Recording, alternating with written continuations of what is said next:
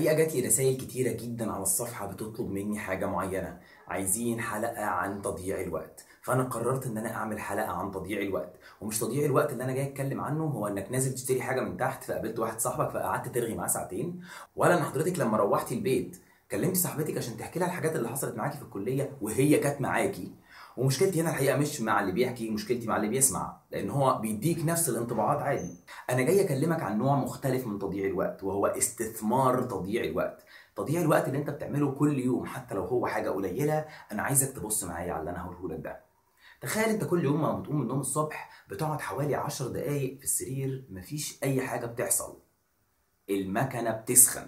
الابداع المصري بقى في الحته دي بيبان لما يكون في حد مستعجل بايت معاك وانتوا عندكم امتحان، يا ابني قوم بقى. طب ما انا بقوم. المواطن المصري اثبت ان بقوم فعل مضارع بياخد وقت، يا ابني قوم بقى مش هنلحق الامتحان. طب ما انا بقوم اهو. الراجل بيقوم اهو، في حاجه بتحصل بس انت اللي مش واخد بالك. انت متخيل ان ال10 دقايق دول في السنه 3600 دقيقه؟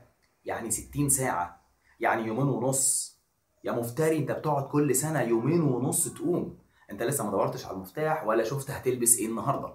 حضرتك لو بتروح كليتك كل يوم في ساعه وترجع في ساعه، الف مبروك، في شهر كل سنه حضرتك راكب ميكروباص. حضرتك لو بتنام كل يوم 10 ساعات، في 5 شهور انت مش موجود اصلا عشان حضرتك نايم. فبحسبه بسيطه كده حضرتك بتقعد يومين ونص بتقوم، 5 ايام بتدور على المفتاح، 10 ايام بتشوف هتلبس ايه النهارده، 5 شهور نايم اصلا، شهر راكب ميكروباص. لو جمعنا كل الحاجات دي بشويه الحاجات كمان الزياده، هيتبقى لك في الاخر حوالي 12 يوم. خدهم اجازه.